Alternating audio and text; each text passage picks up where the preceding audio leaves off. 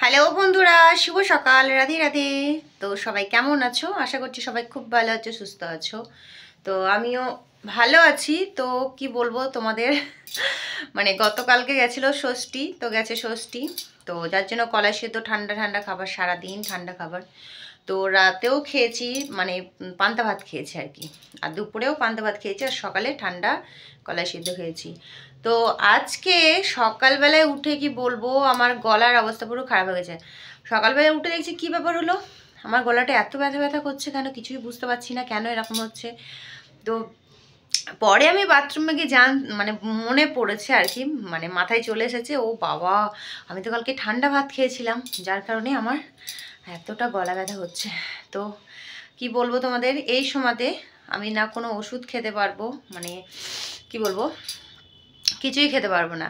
তো এখন ভাবছি কি করা যায়। তো এরকম গলা ব্যথা হলে কিছু খেতেও ইচ্ছা করে না বা কিছু করতেও ইচ্ছা করে না, এতটাই মানে গলাটা ই করছে। তো যাই হোক, এখন ভাবছি একটু গরম জল করব। তো গরম জলে একটু লবণ দিয়ে গার্গিল করব, দেখবো ঠিক হয় কি না। ঠিক আছে।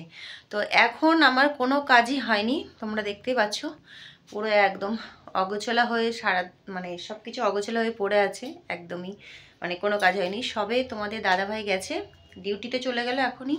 তো এবার আমি আস্তে আস্তে সব কাজ করব।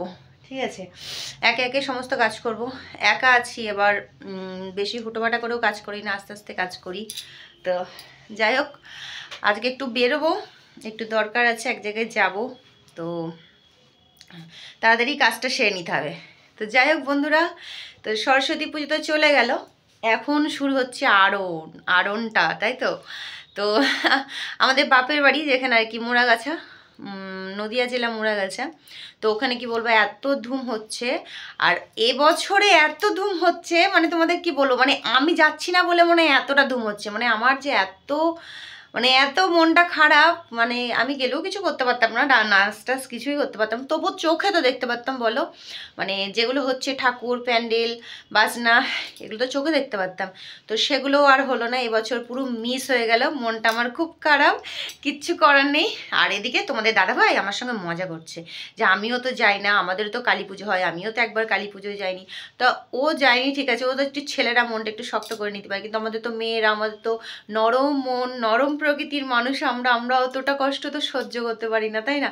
তো যাই হোক, অনেক ভাবার পর বুঝলাম যে না, এটা মানে যেহেতু যাওয়া হবে না, অত মন খারাপ করে লাভ নেই।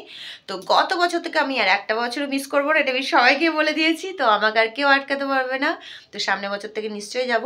আর যাই হোক, আমার প্রোফাইলে আমাদের মানে বাগানি পাড়ার যে পুজো মণ্ডপে যে ঠাকুর, সেটা আমি শেয়ার করেছি। তো তোমরা দেখবে আর ভিডিওটা বেশি বেশি করে শেয়ার করবে, ঠিক আছে। তো যাই হোক বন্ধুরা, চলো, এখন আমার কিচ্ছু কাজ হয়নি, কাজগুলো এখন কমপ্লিট করব। তো সকলকে বাই বাই।